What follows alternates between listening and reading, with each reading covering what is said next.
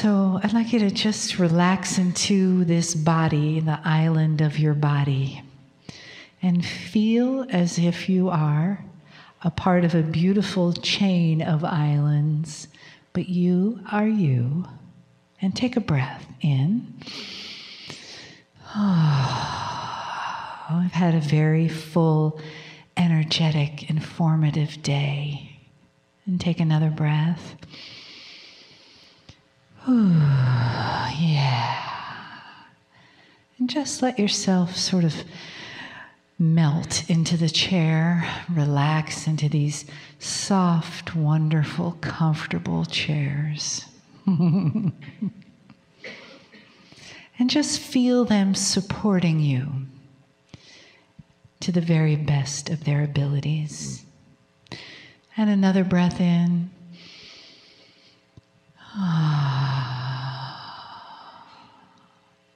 Feel your feet resting on our beautiful Mother Gaia. No matter how many layers of shoes and socks and carpets and concrete, underneath is Gaia, lovingly supporting us, carrying us every step, every day. And the big hug that comes around this beautiful planet from without our galaxy that says, dear humans, you are here. We love you. You're doing a great job. And welcome the energy, the loving energy, the informative energy of our beautiful guide, Kryon. As these words come to you that give us so many treasures and so many gifts. Greetings, dear ones. I am Kryon of Magnetic Service. The real message that I had for all of you was given this morning. But it has to do with the unknown, does it not? That there is a system that you have within yourselves which hides. A consciousness of the body that stands ready to assist you. Should you wish to start a process of what I would call not enlightenment, but of becoming bigger in what you know. Bigger in what you know. That pulls you forward and shows you things, that puts you in the right place if you listen. Now, this is hidden from you. As much is hidden from you. This particular channel, this evening, will not be an endurance event. In fact, it's a fun one, if you want to use that word for myself. Now, my partner doesn't know where we're going here. And if he did, he probably would not want to go there. Because it begs controversy within anyone who is listening, reading.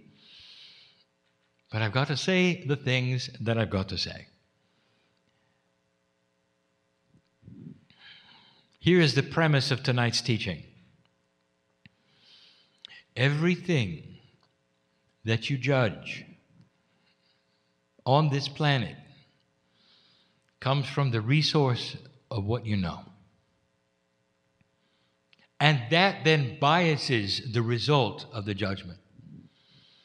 Every decision you make about what you find in history, every decision goes through a logic process, an intellectual process, one that is honored, perhaps even the scientific process, based upon only what you know.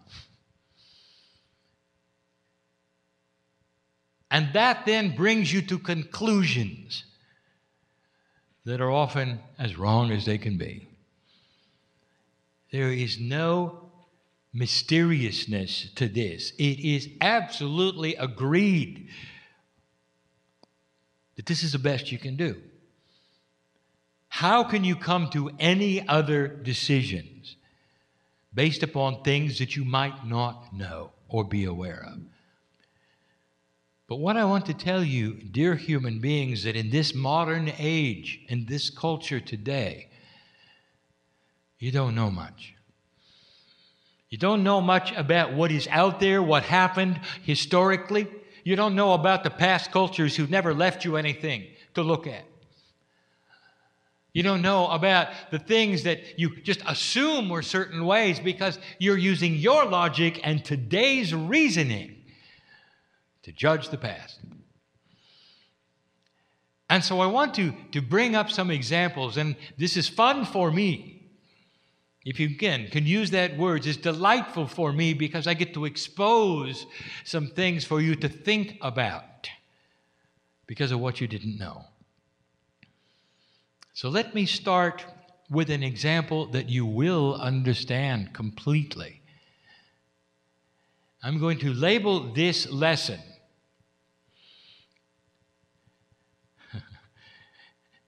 Ancient Energies Frozen in the Past. Ancient energies frozen in the past. Dear ones, cultures come and go. They learn certain kinds of things that are usurped by other cultures who can do it better. And the one culture will often drop the thing that the other culture doesn't need anymore.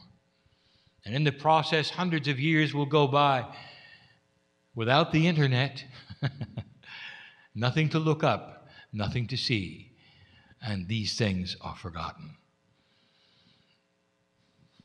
Imagine for a moment you're a caveman. Imagine for a moment that as a caveman you come across a capsule from the future. And in that capsule, and my partner is giving me this now because he knows where this is going. In that capsule is a Sony Walkman. Now this is an audio cassette player. What does the caveman think of it? Has no idea. Absolutely no idea. Has no concept of what it might be. None. Now turn the page. You have a 7 or 8-year-old at home, and you give them a package, and in it is a Sony Walkman. They will have no idea what it is.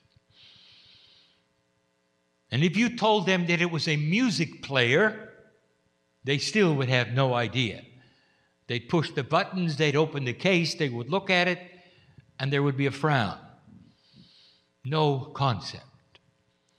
And then if you went so far as to tell them what it was and what it did and show them a cassette that actually could create and contain an entire album of music, they would roll their eyes. Because they've got a device, a fraction of that sound, that size, it'll play 100 albums of music. It's not in their consciousness. They have never seen it. The cassette player, frozen in time. The ancients don't know what it is, and the kids don't know what it is. What's going to happen to that? If you removed the internet, it would be lost. The whole process of what took place in those years that would play music in that fashion, the technology, the reasoning, the science would be gone. Today you archive everything. And so this day, that will not be lost. But that's not what I want to talk about. That is the example that I wish to talk about. A technology frozen in time. One that is no longer used, but forgotten. Is it possible that there are others? And I don't want to talk about technology now. I would like to talk about processes, cultures, beliefs, what you don't know. Now, your DNA is not working very well, less than 40%. And so when you see certain kinds of things, you're not able to pull on the akasha. You can't go in and get the truth. You can only make decisions based on what you know. There's a place on this planet where the indigenous have created roads that go nowhere. First discovered from the air, they are so long, they are so straight, they are so accurate, and they go nowhere. And you take a look at the craftsmanship that went into them, and you can even see some of them were paved beautifully. Straight as you can make it. And they go for sometimes hundreds of kilometers. And they go nowhere. What do you think of that? And so the human being summons up the highest logic possible. And they may form committees. And they may look at all the possibilities of what those roads were for. And they will say, well, they did not have vehicles, so there was no reason for them to really build roads at all. Especially not that straight that went not even to another city. They simply went.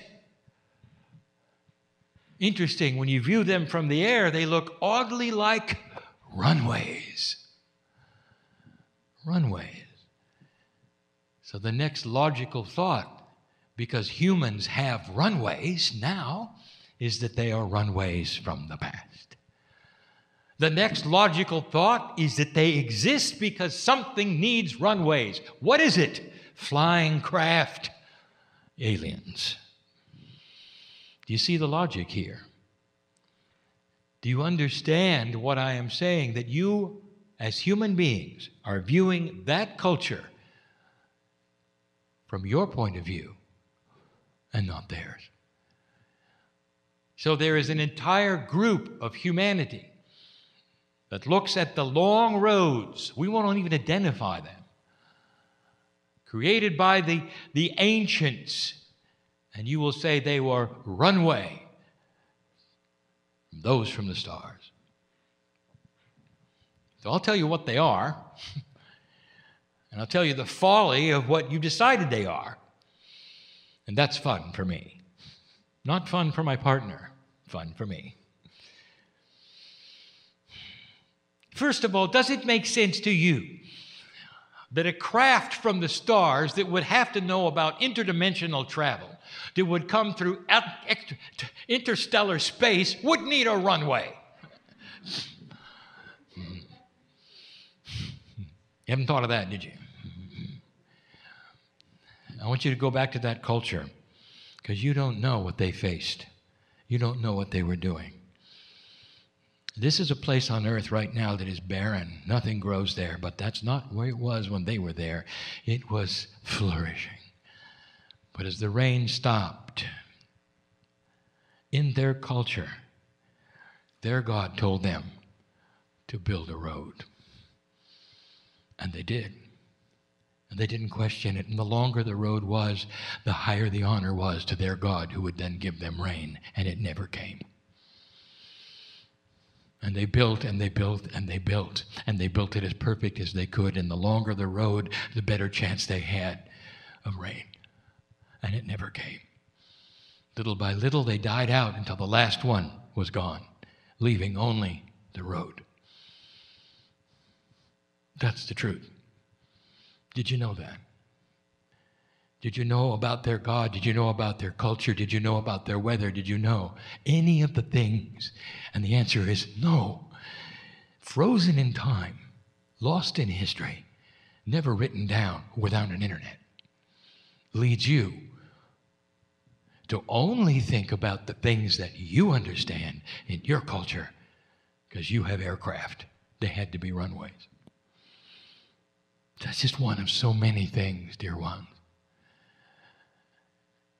There is a reason why I'm giving you this, and you're going to see it in a moment. Geology is much the same. We've discussed this before.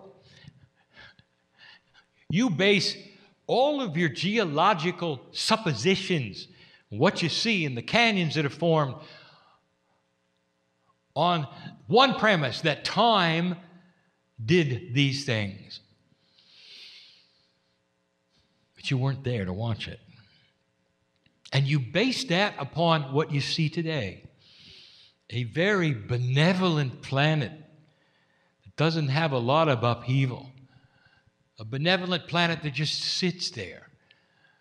A benevolent planet that is worn by time, maybe millions of years, to create erosion here and these things there. Let me take you to a 300-year period that created the Grand Canyon a long time ago, where an entire ocean ran in both directions because of upheavals in the earth over 300 years and carved that canyon so quickly. Geologists will tell you they find a delta on both ends of the canyons. That makes sense to you. It ran in both directions. Ask them if they found seashells around there, and they'll say, yes, there was an ocean. Ran both directions, carved that canyon 300 years. I was there. You can only decide that based upon what you know, not what you don't know. And geologists don't know that. And they don't have that within them to even suppose it, because there's no evidence, because the timing is not apparent yet. There will be some things that they will discover which will lead to this. You watch. Someday they will admit that the entire thing was short-lived and happened very quickly. You see what I'm saying? That knowledge was frozen in time. You don't have it. You didn't have pictures of it. You don't have that today because the earth is quiet instead of one that is dynamic. And so you suppose that all of it was done over millions of years of a little river that carved the whole thing. It didn't. The ancients created huge, enormous structures. They had blocks of granite that weighed tons, taken from quarries a long distance away, building monuments that would seem impossible today. And so you look at them and you say, it was impossible. They couldn't have done it. They didn't have the technology today. There's no way they could have built them without certain kinds of machines. And that is your decision. And so how do they do it? Well, again, they had to have help. They probably had levitation devices from outer space. Now I'm going to break a paradigm and tell you a truth, and you may not believe it. No, they didn't. The paradigm of your culture is everything has to be done quickly and efficiently. I'd like to tell you about their culture. Do you understand that they built monuments to kings who are not born yet? And you know how long they took? Lifetime. Do you know how many men were involved? Hundreds of thousands. Take this block of granite over there. It's fine. Take a couple of years and do it inch by inch. Pull it with sticks and ropes. We don't care how long it takes. Sometimes they were slaves. Oftentimes they were not. They were voluntarily there to help their king, the one who was in the womb of the queen. The one who would have a pyramid, perhaps, or another kind of a structure, perhaps, when he died. And they would give 2-3 weeks a year all over the country. By the thousands they came to pull the ropes, to grease the poles. And what they had that you don't realize was math, a lot of it. They understood pulleys, all the things that you know about today, about reduction of force, they knew about. Clever schemes to slide things uphill very, very slowly with thousands of manpower in order to get them into a place where they could be turned. You think the pyramids always look like pyramids? What do buildings look like when they're being built to you? Do they look like the finished building? Do you think perhaps they had things around them to help? And they did. But it wasn't in your culture, and it's a science frozen in time. Frozen in time. Though there are hints of what they did. Not many. That's the truth. But you couldn't know that because all you do is look at it from the standpoint of what you know. The idea of something taking years, maybe a lifetime, with thousands and thousands and thousands of men involved is not in your consciousness. You don't build things that way today. So you don't extrapolate that into the formula of what they did.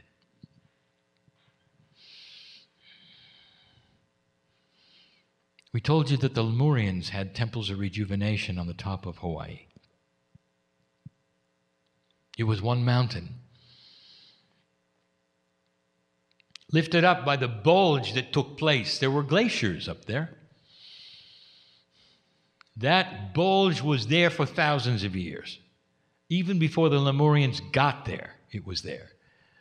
The mountain of Hawaii is the largest mountain on the planet measured from the top to the bottom, even though the bottom is underwater. And most of it was exposed, pushed up by this bulge of the magma. That magma bulge, very similar to what happened in Yellowstone Park, which is another hot spot of the planet. It is a geological process that happens. It's not a mystery. And it put the mountaintops above 30,000 feet. It's very cold there. And for a very, very long time, it was cold there. When you have the temperatures of minus 50 centigrade, and you have them for many, many, many years, you have something extremely cold. Now, the Lemurians used that super cold technology without electricity, without the knowledge of anything except chemistry. You can extrapolate heat out of anything with certain kinds of chemistry, lost in time, frozen in time, no pun intended. They used super cold technology to create a quantum event on the top of the mountain, and that created the temples of rejuvenation, and they changed DNA with it. They were able to actually manipulate mass through super cold technology. You are just discovering it today. But there are those who would say it's impossible. They could not have done these things without computers, without electricity, and you name it, all based upon what you know today to be your reality and not what you don't know. I'll give you the final one. And that's what we want to talk about. Dear human being, you think you know a lot about health, don't you? You got the most modern science, but there are things you don't know. Can you imagine being part of a health system that didn't know about germs? And then when that discovery took place, everything changed. Can you imagine what it might have been like on the battlefields, even with the best doctors, without the knowledge of germs? No matter what they did, the troops died because they didn't understand about sterilization and microbes or any of those things. Nothing. until they got that information, and then suddenly it all changed. So here's the premise of the day. Is it possible, dear human being, that you've lost something along the way? Do you have any idea what's in the forests of this earth? The shamans knew. They could heal almost anything. Gaia cooperates with certain kinds of energies, and the shamanic energies of the planet were very invested into knowing about what I will call the chemistry of the plants. Within the cooperation of the Gaia system are the cures for all diseases. Did you know that? And they were able to cure so many things right from the earth naturally. No side effects, no artificialness, no manufacturing. You've heard of this. They were seen as strange, and so they lived on the edge of the village. And everything they knew was lost. It was lost with modern ideas of God. It was lost when they would heal somebody and it wasn't understood, and so they became evil. Completely gone. Now, here you sit. It was frozen in time. And now everything you have is artificial. Almost. Now, here is the crux. My partner today did something I asked him to do. He spent time presenting to you what the new human being might look like. When you start to increase the percentage that DNA is operating at, you start to have the premise of children capturing the Akash, no longer having to learn to walk or to read. And they're doing it within a small amount of time, less than 2 years old, because they are remembering what they already knew. Now, this is new. So let us go to the next step. Old soul, how many of you were shamans? Are you starting to understand this? Coming from the old soul group, in the next 2 generations of this planet will be a remembrance of frozen technology. You'll remember the chemistry that extracts heat. You'll remember the botany of survival. And it will come to you in pieces and parts, and there will be certain ones of you who will become famous for the discoveries that are simply remembering what used to be. The beginning of a revolution, not in medicine, but in the relationship to the forests, will start to occur. And these things will be pulled out of the remembrance of the shamanic energies and information that so many of you participated in. And the biggest difference of why you're remembering it now and not later is because now it's safe. And 3 years ago it wasn't. And that is the difference between then and now. I give you these examples today of some of the foolishness that you see, of the predisposed decisions based upon only what you know instead of what you remember from the past. And that is going to change. The higher the DNA starts to work, the more remembering will take place. And the remembering is going to happen from one specific group, the shamanic group, the old souls, the ones who would sit in a room like this all day long, listening to a talking head on a beautiful day. Why are you here? Why are you here? Because you want to know more, don't you? Can't you feel it? Can't you feel it? It's in there. You know it is. I want you to drop into the core and begin to develop the intuition that you have. Dear ones, the old souls, not the ones who are yet to be born, but the ones who are here, are going to find these things, are going to present these things, remember these things, start to use these things. And it's not going to be opposed. Did you hear me? It is not going to be opposed. There'll be too many of you. It's going to be received very well. It's going to help heal the planet. That's a good message. There is a place for chemistry, for elegant chemistry. There is a place for the elegance of natural solutions.